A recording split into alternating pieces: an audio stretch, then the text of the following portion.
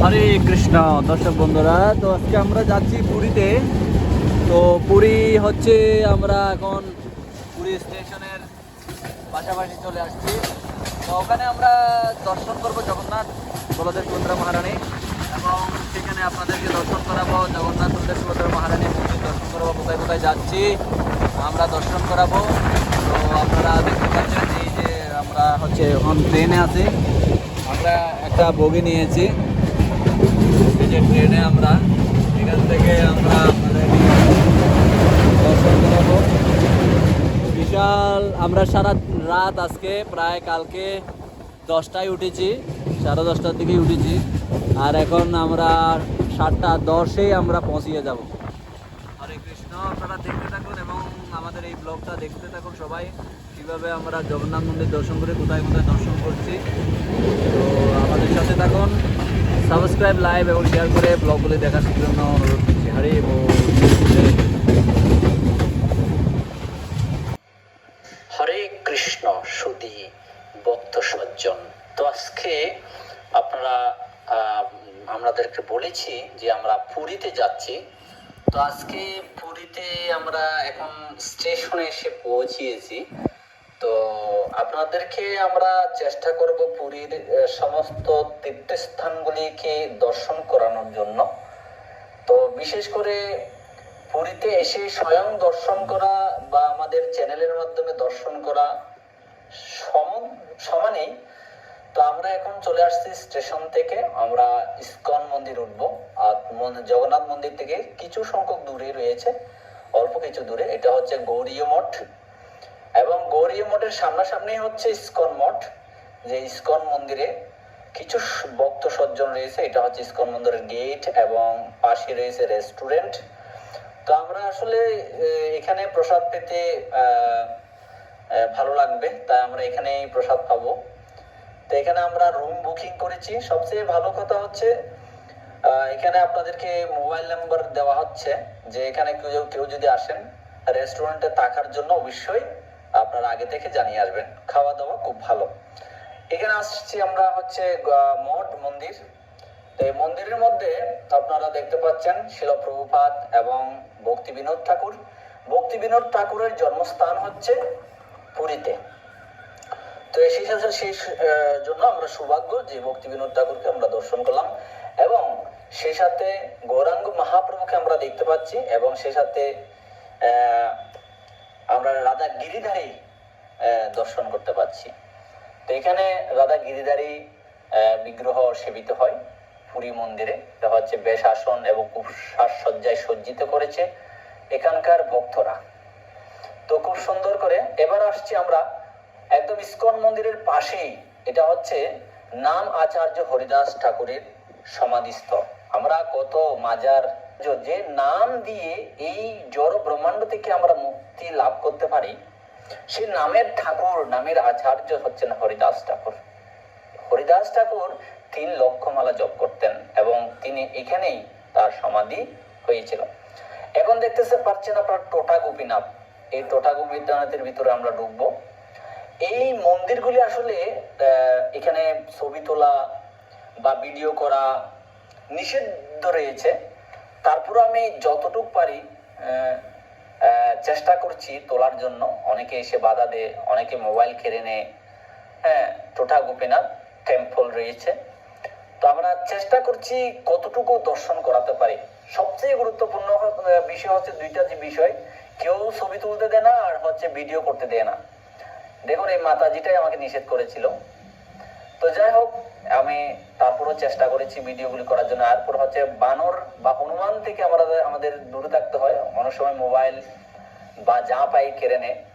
আর এই মন্দিরটা হচ্ছে গৌরীয় মঠের একটা মন্দির, খুব সাজসজ্জায় সজ্জিত এবং বিগ্রহগুলি ভাস্কর্য বিভিন্ন রকমের বিগ্রহ সাজসজ্জায় সজ্জিত করেছেন, এবং মহাভারত রামায়ণের বিভিন্ন আলোক্য এখানে প্রদান করেছেন। বিশেষ করে দেখুন লক্ষ্মী নারায়ণ সেবায় সেবিত, এরকম বিভিন্ন রকম এত কার্য এত সুন্দর করে সাজিয়েছেন, আপনার মনোমুগ্ধকর হবে এবং খুবই সুন্দর, আপনার মন জুড়িয়ে যাবে। খুবই সুন্দর এই মন্দিরে আপনারা আসবেন। তারপরে আমরা এই গৌরী মঠ দর্শন করার পরে আমরা যাব হচ্ছে মাসির বাড়ি। দেখেন গৌরী মঠের খুব সুন্দর, এ হচ্ছে মাসির বাড়ি। অর্থাৎ জগন্নাথ যখন স্নান যাত্রার পরে তার রথযাত্রার পূর্ব সময়ে তিনি মাসির বাড়িতে গমন করেন এবং মাসির বাড়িতে তিনি থাকেন। এ হচ্ছে মাসির বাড়ি, যেখানে আমরা মন্দির যখন রথযাত্রা হয় তখন মন্দির মার্জন হয়। এখন এই প্রভু কি বলেন, আমাদের কেন ঢুকতে দিচ্ছেন না? इसीलिए मंदिर को बंद हुआ है। सर सर अंदर को अंदर का अलाउ नहीं। हाँ अंदर का अलाउ नहीं, मरामत हो रहा है। কবে খুলবে? जुलाई 7 तारीख को रथ यात्रा को खुले। রথযাত্রা। ঠিক আছে। मरामत हो रहा এখন है। মেরামত হয়। এখন নতুন ভগবান ভগবান হ্যাঁ না নেই? भगवान 9 दिन यात्रा में आते हैं। 9 দিন বন্ধ থাকে, কিন্তু যখন রথযাত্রা হয় তখনই খোলা হয়, কেননা ওখানে কাজ চলছে। আর এখন আসছে আমরা হচ্ছে ইন্দ্রদম্ন সরোবর। তো ইন্দ্রদম্ন রাজা এই সরোবর খনন করেছিলেন এবং অত্যন্ত পবিত্র জল দ্বারা এই মাসির বাড়িতে জল নেওয়া হয় এবং রথযাত্রার সময় জগন্নাথ মন্দিরের জল নেওয়া হয় এখান থেকেই। এবং অত্যন্ত পবিত্র সরোবর, যে সরোবর করেছিলেন, আর সেই সরোবর করেছিলেন স্বয়ং ইন্দ্রদম্ন সরোবর, এবং সেই সরোবরের জল দিয়েই যজ্ঞ অনুষ্ঠান করেছিলেন স্বয়ং ব্রহ্মা। এবং এখানে কেউ যদি স্নান করে মাথায় জল দিয়ে প্রণাম করে, তাহলে ভগবানের কৃপা, জগন্নাথের আশীর্বাদ এবং কৃপা লাভ করতে পারে।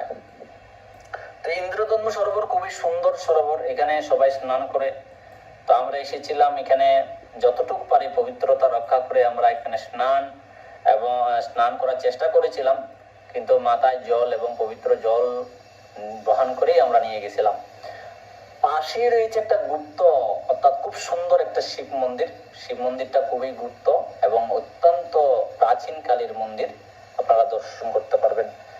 এরপরে হচ্ছে চন্দন সরোবর, খুবই সুন্দর সরোবর, মনোমুগ্ধকর একটা সরোবর। এখানে আপনারা আসবেন, এই সরোবরে আসার কারণ রয়েছে। তো আপনারা এখানে আসবেন, এখানে পান্ডাদের থেকে শুনবেন যে এখানকার সরোবরের বিষয়। আমরা একটা নাম্বার দিয়ে দেব, যে জগন্নাথ মন্দিরে যারা যেতে চান তারা একটা পান্ডার নাম্বার দিয়ে দেব, এবং জগন্নাথ মন্দিরে থাকা খাওয়ার জন্য একটা নাম্বার দিয়ে দিলাম অলরেডি। তো একটা পান্ডার নাম্বার আপনারা পেয়ে যাবেন, যে এখানে আসলে উনি আপনাদেরকে বিশেষ করে জগন্নাথ মন্দিরে, যেখানে আমরা 4 থেকে 5 ঘন্টা লাগে জগন্নাথকে দর্শন করার জন্য, কিন্তু সেখানে উনি সহজেই আমাদেরকে দর্শন করাবেন। তো এটা হচ্ছে চন্দন সরোবর, অত্যন্ত মনোমুগ্ধকর একটা পরিবেশ, এবং সরোবরের মাঝখানেই একটা মন্দির, এবং সেখানে ব্রাহ্মণ পুরোহিতরা অবস্থান করেন, পান্ডারা অবস্থান করেন আশীর্বাদ প্রদান করার জন্য। আপনারা দেখতে পাচ্ছেন খুব সুন্দর সরোবরের মধ্যে, সরোবরের মাঝখানে যে মন্দির, সেখানকার দর্শনার্থীরা আশীর্বাদ কামনা করছে এবং তার কাছ থেকে বিভিন্ন আশীর্বাদ নিচ্ছেন, এবং বলা হচ্ছে মনস্কামনা পূর্ণ করার জন্য বিভিন্ন রকমের উনি আশীর্বাদ প্রদান করছেন। আসলে পান্ডারা হচ্ছেন সাধারণ কোনো ব্যক্তি নয়, আমাদেরকে আচার্যবর্গরা এভাবে বলছেন পান্ডারা কোনো সাধারণ ব্যক্তি নয়। তাই আমরা পান্ডাদেরকে উন্নত বা ঊর্ধ্বতম ব্যক্তি হিসেবে আমরা দর্শন করি। তাই পান্ডাদের যেই যাই করুক না কেন, পান্ডারা উন্নত, তাই পান্ডাদের থেকে আশীর্বাদ নেওয়া উচিত, তারা বৈষ্ণব। তাই এরপরে আপনারা পান্ডা দর্শন করলাম এবং আমরা পান্ডাদের থেকে আশীর্বাদ নেব, এবং আপনিও মনস্কামনা পূরণের জন্য আপনিও সেই আশীর্বাদ নিতে পারেন। তো আশীর্বাদ কেন নেবেন, এখানে মনে মনে ওনাকে বলতে হয় যে আমি এই কারণে মনে মনে বলবেন, সেই অনুসারে আপনার ছেলে নাম গোত্র বলবেন, দেখবেন উনি আপনাকে আশীর্বাদ করে দিচ্ছে। তো সেই সাথে ওনাকে কিছু প্রণামী দিতে হয়, স্বাভাবিকভাবেই প্রণাম করা বা প্রণামী দেওয়া উচিত, যা গীতায় বলা হয়েছে যাগ যজ্ঞ অনুষ্ঠানের সাথে যে দান করা উচিত। এরকম শুদ্ধ বৈষ্ণবদের দান করা আছে, দাতব্য মিতি যদ্দানম দিয়ত অনুপকারিণী দেশে কালে চ পাত্রে চ তদ্দানম সাত্বিকম স্মৃতম, সাত্বিক দান করার কথা বর্ণনা করা হয়েছে।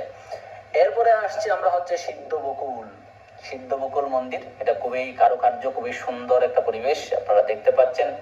সিদ্ধ বকুল, এই যে মন্দিরগুলি আপনাদেরকে বলা হচ্ছে, এখানে নামও বলা হচ্ছে, নাম দেওয়া হয়েছে।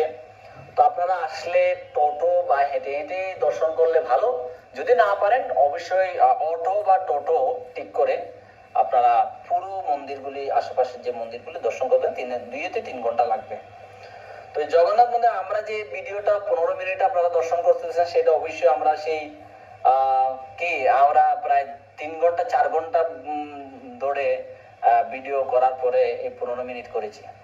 তো এটা হচ্ছে সিদ্ধ বকুল, এবং সেখানে মহাপ্রভু এখানেই থাকতেন, এবং মহাপ্রভু যখন পুরীতে এসেছিলেন মহাপ্রভু এই অবস্থান এখানেই করতেন।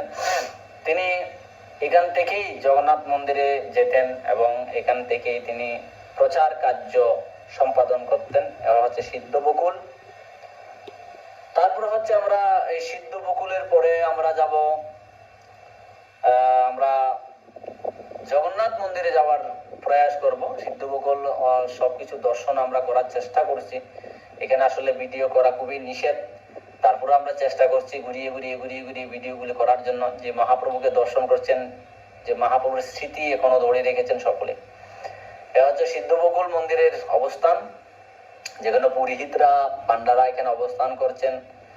এবং সেই সাথে আমরা এখন চলে আসছি হচ্ছে জগন্নাথ মন্দির, যে বিশ্ববিখ্যাত জগন্নাথ। জগৎ মানে পৃথিবীর, নাথ হচ্ছে ঈশ্বর, পৃথিবীর যিনি ঈশ্বর যিনি হচ্ছে জগন্নাথ। এই জগন্নাথের আমরা মন্দিরের পক্ষ কাছাকাছি গিয়েই আমরা ঢুকবো হচ্ছে দক্ষিণ দুয়ার দিয়ে। এই দক্ষিণ দুয়ারে ঢুকবো, যে কোনো দুয়ার, উত্তর দুয়ার, পূর্ব দুয়ার, দক্ষিণ দুয়ার ঢুকতে পারেন, কিন্তু এখানে কিছু কথা আছে। তা আপনি আমি যে পান্ডাকে নাম্বারটা দিলাম সেই নাম্বারে আপনারা যোগাযোগ করবেন। ভিতরে মোবাইল নেওয়া যাবে না, তাই আমি আমাদের এই গেট পর্যন্ত মোবাইলটা নিয়েছি, সেখানে আমরা জমা দিয়ে দিয়েছি। এরপরে আমরা ঘরে ফিরবো, এরপরে আমরা সাগরে পাড়ে যাব। এই যে জগন্নাথ মন্দির, ওখানে আপনারা পূজা দিতে পারবেন। পূজা দেওয়ার পরে ওখানে দান করতে পারেন। ওখানে পান্ডাদেরকে কিছু টাকা দিতে হয়, কিছু কষ্ট পাবেন না, যদিও বা ওরাদেরকে যিনি পান্ডা যাবেন তার সাথে কন্ডিশন করে গেলেই ভালো, আমি আপনাকে এত টাকা দেবো, এত টাকা। তো এখানে পুলিশ থেকে টাকা দিতে হয়, বিভিন্ন জায়গায় টাকা দিতে হয়, এটা কোনো ব্যাপার না। তারপরেও আপনার 500-600 টাকা গেলেও আপনি যে সহজভাবে দর্শন করে আসতে পারবেন, এটাই হলো বড়। এখন আপনারা দেখতে পাচ্ছেন হচ্ছে জগন্নাথ পুরী, এই পুরী মন্দিরের পাশে হচ্ছে সমুদ্র সৈকত। এটা হচ্ছে একটা বিশ্ববিখ্যাত সমুদ্র সৈকত এবং খুবই মনোমুগ্ধকর এবং সমুদ্র সৈকত। এই সৈকতে আপনি আসলে আপনার প্রাণ জুড়িয়ে যাবে, বাতাস, হাওয়া এবং হাজার হাজার মানুষ সমাগম। এবং সেই এখানে আপনার মাইন্ড রিফ্রেশের জন্য আসতে পারেন, এবং গঙ্গা দেবীকে অথবা যমুনা দেবীকে আপনি প্রার্থনা করার জন্য এখানে আসতে পারেন।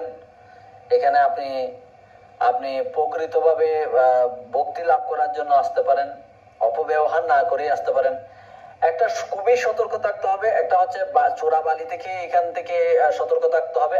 আর সবচেয়ে গুরুত্বপূর্ণ হচ্ছে এখানে যে সাগরের যে ঢেউগুলি, এত বড় বড় ঢেউ, সেটা পুরা 1 তলা 2 তলা বিশিষ্ট সদৃশ্য যে ঢেউ, যে কোনো মুহূর্তে ধেয়ে নিয়ে যেতে পারে আপনাকে। আমি 17 সালে যখন একবার ওখানে যাই, তখন আমাকে তো ট্রেনে অর্ধেক নিয়ে গেছিল, আর একটা ঢেউ এসে আমাকে পুরো উপকূলে তুলে দিয়েছিলেন। তো এখান থেকে আমার অভিজ্ঞতা, এবার আমি নেমেছিলাম, খুবই কাছাকাছি ছিলাম, বেশি ভিতরে যাইনি।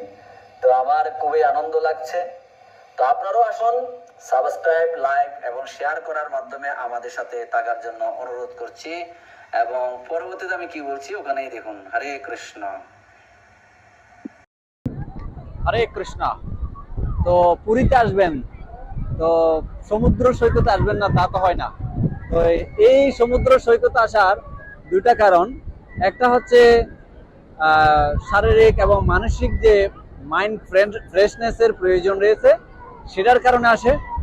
আরেকটা কারণে আসতে পারেন আপনি, যেই সমুদ্র আপনারা দেখতে পাচ্ছেন, সেটা আমি যদি মনে করি যে গঙ্গা, যমুনা এবং বিভিন্ন সাগরগুলি যুক্ত রয়েছে, তো সেক্ষেত্রে আমরা কি করতে পারি, এখানে যদি আমরা স্নান করতে পারি। তো একটা গুরুত্বপূর্ণ বিষয় হচ্ছে যে এখানে অনেক ভয় আছে, যে বড় বড় যে ঢেউগুলি রয়েছে, বিশাল ঢেউ, মানে এক একটা ঢেউ হচ্ছে এক একটা তালা, মানে অনেক উচ্চ ঢেউগুলি। তো সেজন্য যারা এখানে আসবেন অবশ্যই স্নান করতে পারেন, কিন্তু বিপজ্জনক মাথায় রেখে অবশ্যই স্নান করতে হবে। তো পুরীতে সকলকে আসার জন্য মানে অনুরোধ করছি, এবং সেই জগন্নাথ বলদেব সুভদ্রা মহারানীর কে আপনারা দর্শন করতে পারেন, এবং সেই সাথে আপনারা পুরীর যে ঐতিহ্য সমুদ্র সৈকত সেটা আপনারা দেখতে পাবেন। হরে কৃষ্ণ।